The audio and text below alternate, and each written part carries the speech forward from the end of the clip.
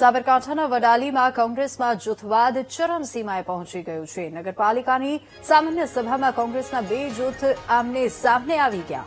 વિવિધ ખાતાના ચેરમેન પદને લઈને બે જૂથ આમને સામે અને સમિતિઓના ચેરમેનની વરણી સમયે ઉભો થયો તંગદિલી ભર્યો માહોલ। તો કારોબારી, બાંધકામ, ટાઉન પ્લાનિંગ સહિતના વિવિધ ખાતાની ફાળવણી સમયે હોબાળો થઈ ગયો અને અગાઉ પ્રમુખની વરણી મુદ્દે પણ કોંગ્રેસના સભ્યો આમને સામને આવી ગયા હતા।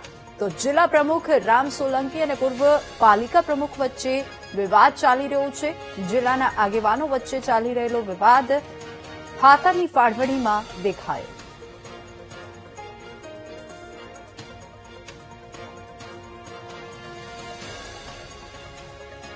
વધુ વિગતો સાથે સંવાદદાતા સંદીપ આપણી સાથે ફોન લાઈન પર જોડાઈ ગયા છે। સંદીપ, કોંગ્રેસમાં જૂથવાદ ચરમસીમાએ, શું વધુ અપડેટ?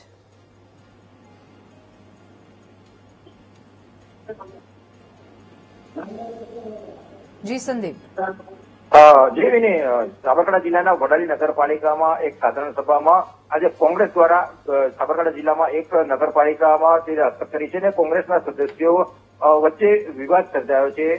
કુલ 24 સીટો હતી, જેમાં 20 સીટોમાં કોંગ્રેસે પોતાનો કબજો જમાવ્યો હતો અને આજે સાધારણ સભામાં હોબાળો સર્જાયો હતો।